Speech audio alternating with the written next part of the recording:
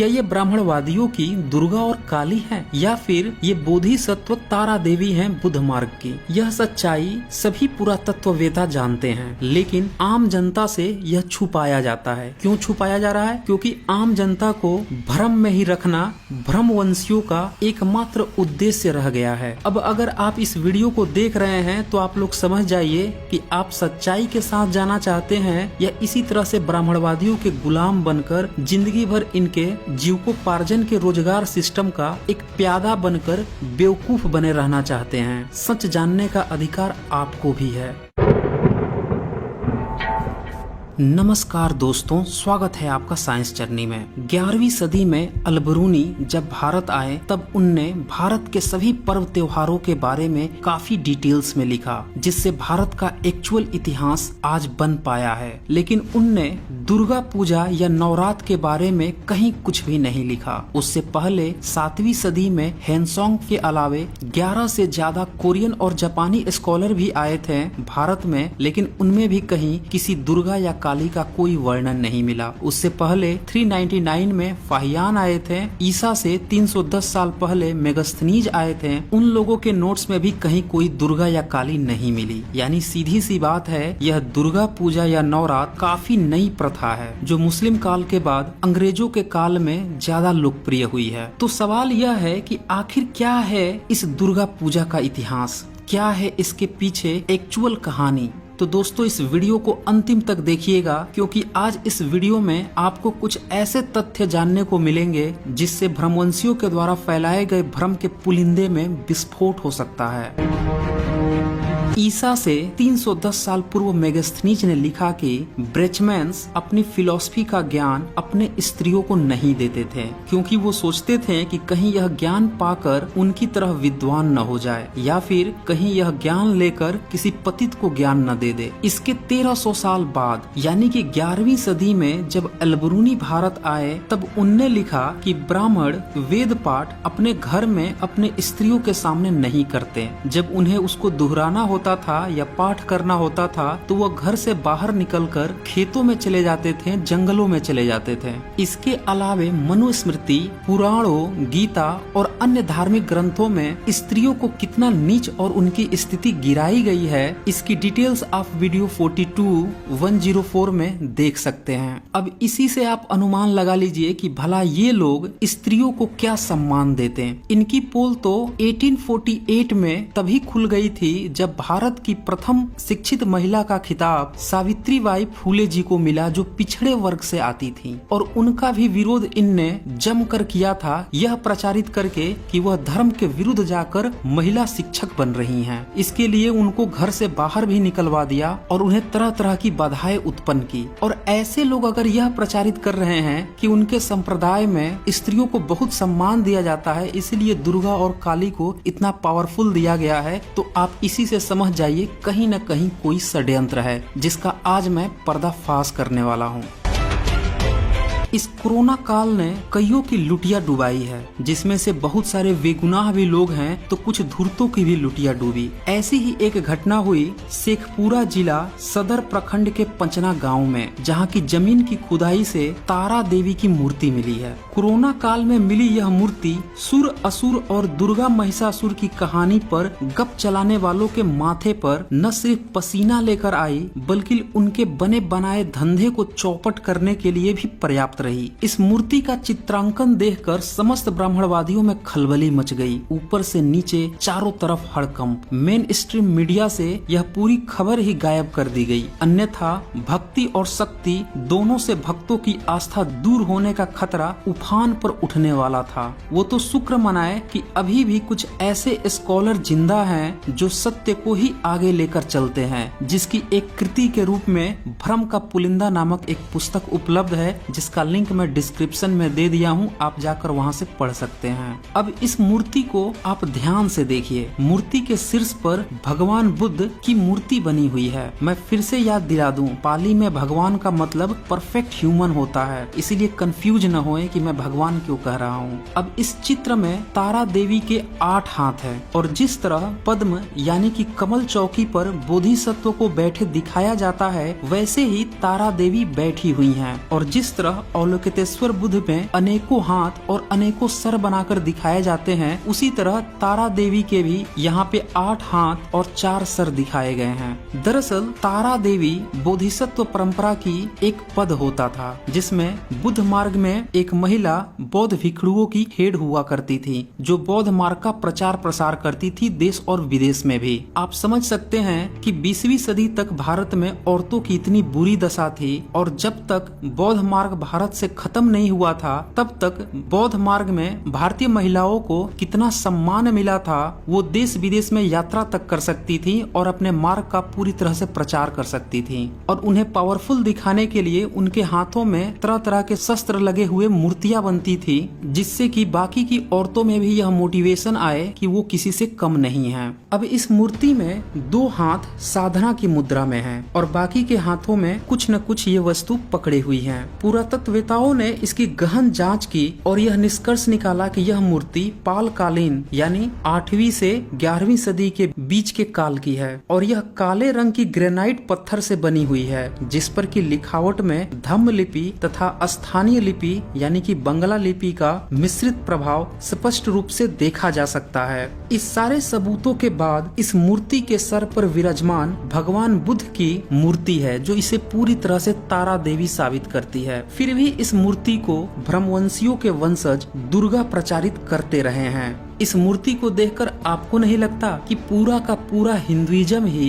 बौद्धिज्म से ही निकल कर आया है? अगर आपको अब भी डाउट है तो वीडियो 74 देखें, जिसमें मैंने दिखाया है कि शैव परंपरा 8वीं सदी के बाद शुरू हुई और वह बुद्ध मार्ग को ही कब्जा कर आगे बढ़ी। फिर वीडियो 76 में मैंने दिखाया है कैसे वैष्णव संप्रदाय उत्पन्न हुआ और उसने इसी बौद्ध मार्ग को कब्जा कर अपने वैष्णव परंपरा को आगे बढ़ाया। और आज की वीडियो में आप देख रहे हैं कि कैसे शाक्त परंपरा बौद्ध मार्ग को ही कब्जा कर आगे बढ़ रही है। दरअसल बौद्ध मार्ग इतना ज्यादा विराट था कि यह पूरी दुनिया में तो फैला ही फैला, साथ में भारत में भी इसकी कई सारी शाखाएं बनती गई, जिसमें से एक शाखा थी वज्रयान। यही वज्रयान 7वीं 8वीं सदी के बाद छिटकनी शुरू हुई और इसी से निकले हुए मार्ग पहले शैव बना, फिर वैष्णव बना और फिर शाक्त आए। ऐसा नहीं है कि तारा देवी की यह पहली मूर्ति मिली है, ऐसे कई मूर्तियां मिली हैं जो इनके तमाम काल्पनिक माताओं को तारा देवी साबित करती हैं। लेकिन दुर्भाग्य यह है कि इन सभी तारा देवी की मूर्तियों पर आज के ब्रह्मवंशियों का कब्जा है। आम जनता अभी भी इससे बेखबर है, क्योंकि उन्हें न तो यह इतिहास में पढ़ाया जा रहा है और न ही इसे मीडिया में तवज्जो दी गई।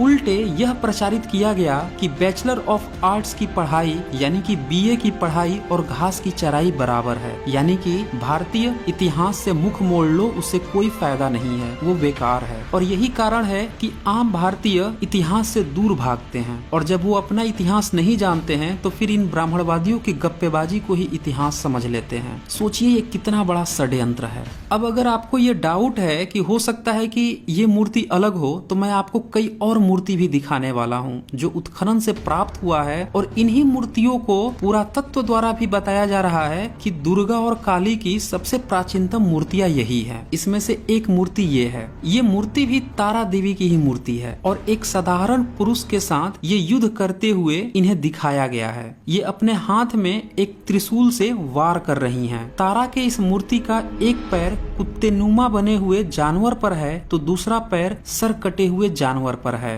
मूर्ति के सभी पात्रों को कमल आसन पर ही बैठाया गया है, जो कि बौद्ध मार्ग की मूर्ति कला की एक विशेष पहचान है। इस बोधिसत्व तारा देवी की मूर्ति के ऊपर भगवान बुद्ध की मूर्ति बनी हुई है, लेकिन चूंकि यह मूर्ति पहले ही मिल गई थी उत्खनन में, तो ब्रह्मवंशियों ने जानबूझकर अपनी पोल खुल न जाए इस डर से भगवान बुद्ध की मूर्ति को तोड़ दिया। लेकिन उनके शरीर का निचला हिस्सा उसमें अभी भी दिख रहा है, जिससे उनकी अभी भी पोल खुल रही है। और इस कोरोना काल में जो मूर्ति मिली है उसमें तो क्लियर भगवान बुद्ध बने हुए दिख गए हैं। इसी तरह की कुछ और भी मूर्तियां मिली हैं, जिनमें तारा देवी के ऊपर कभी भगवान बुद्ध बने होते हैं तो कभी बौद्ध मार्ग का विशेष चिन्ह त्रिरत्न बना हुआ होता है। अब इस मूर्ति को देखिए, इस तारा देवी मूर्ति के ऊपर त्रिरत्न बना हुआ है, जो कि बौद्ध मार्ग का एक विशेष पहचान है। तो आप समझ सकते हैं कि ये तारा देवी, जिसे कि दुर्गा और काली बताया जा रहा है, क्या ये ब्राह्मणवादियों की दुर्गा और काली है, या फिर ये बोधिसत्व तारा देवी हैं बुद्ध मार्ग की। यह सच्चाई सभी पुरातत्ववेत्ता जानते हैं, लेकिन आम जनता से यह छुपाया जाता है। क्यों छुपाया जा रहा है? क्योंकि आम जनता को भ्रम में ही रखना भ्रमवंशियों का एकमात्र उद्देश्य रह गया है। अब अगर आप इस वीडियो को देख रहे हैं तो आप लोग समझ जाइए कि आप सच्चाई के साथ जाना चाहते हैं या इसी तरह से ब्राह्मणवादियों के गुलाम बनकर जिंदगी भर इनके जीविकोपार्जन के रोजगार सिस्टम का एक प्यादा बनकर बेवकूफ बने रहना चाहते हैं। सच जानने का अधिकार आपको भी है, और अगर आप सच जान चुके हैं तो सभी भारतवासियों को इस सच से अवगत कराना भी आपका दायित्व है। अब आइए मैं आपको कुछ और भी प्रमाण लगे हाथ दिखा देता हूँ, जिससे आप पूरी तरह से समझ जाएंगे कि सिर्फ तारा देवी को ही दुर्गा और काली नहीं बनाया गया, बल्कि सीधे सीधे भगवान बुद्ध की मूर्तियों को भी कब्जा कर दुर्गा और काली बना दिया गया है।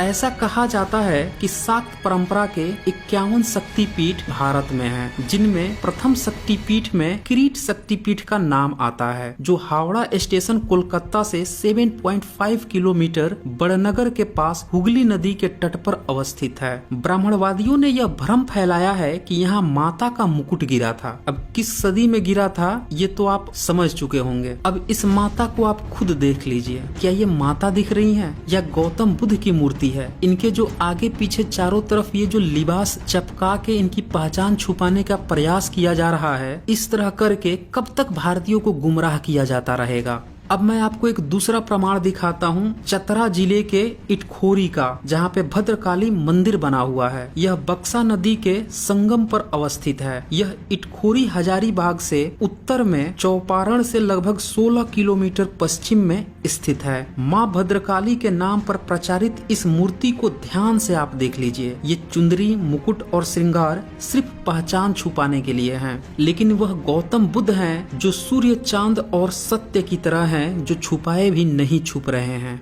आखिर कब तक हम लोग मूर्ख बनाए जाते रहेंगे, और कब तक इस तरह बुद्ध को चुनरी, लहंगा, सिंदूर चढ़ाकर, उन्हें माता बताकर कुछ लोग अपना जीविकोपार्जन कर मानवता को शर्मसार करते रहेंगे। अब एक तीसरा प्रूफ देख लीजिए। बिहार के कैमूर पहाड़ी पर स्थित मुंडेश्वरी देवी मंदिर। मनुवादियों की संतान हमेशा यह प्रचारित करती रही है कि यह गुप्त काल का मंदिर है। उसकी बाहरी संरचना को भी गुप्त काल जैसा मिलता जुलता बताया गया है। तो सवाल यह है, यह गुप्त काल का है तो यह मंदिर था या फिर बौद्ध विहार? आपने बहुत सारे यूट्यूबर्स को देखा होगा जो यह खूब चिल्ला चिल्ला के प्रचारित कर रहे होंगे कि गुप्त काल का मंदिर मिला है, कर्निघम ने लिख दिया है तो उस अंग्रेज ने लिखा है। लेकिन सवाल यह है कि जब आप उसके भीतर जाएं तो उसकी मूर्तियों को देखें कि वह मूर्ति बुद्ध की है या किसी देवी देवता की है। अब इसी मूर्ति को देख लीजिए, क्या ये आपको मुंडेश्वरी देवी दिख रही है या स्वयं गौतम बुद्ध दिख रहे हैं? इस मंदिर के ऊपर जब आप सीढ़ी से होते हुए जाएंगे तो उन सीढ़ियों पर तमिल संगम काल के कुछ सिक्के भी मिले हैं, यानी दक्षिण का संघ काल, जो व्रज यानी व्यवस्था का काल था, यानी 7वीं 8वीं सदी के करीब। उसी काल के इस पुरातन बौद्ध विहार स्थान को आज धूर्तों ने मुंडेश्वरी देवी का स्थान बना लिया है। इसी मंदिर के आसपास काफी मात्रा में टूटी हुई अवस्था में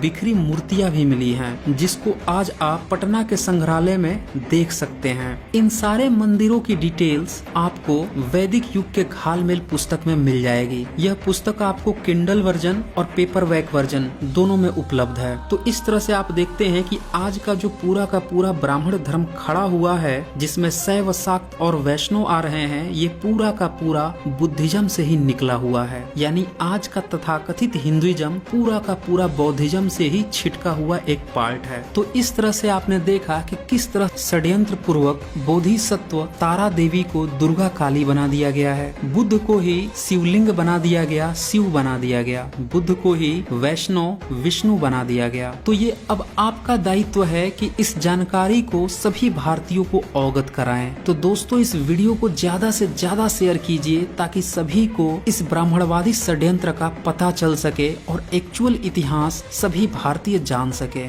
तो आज बस इतना ही। धन्यवाद।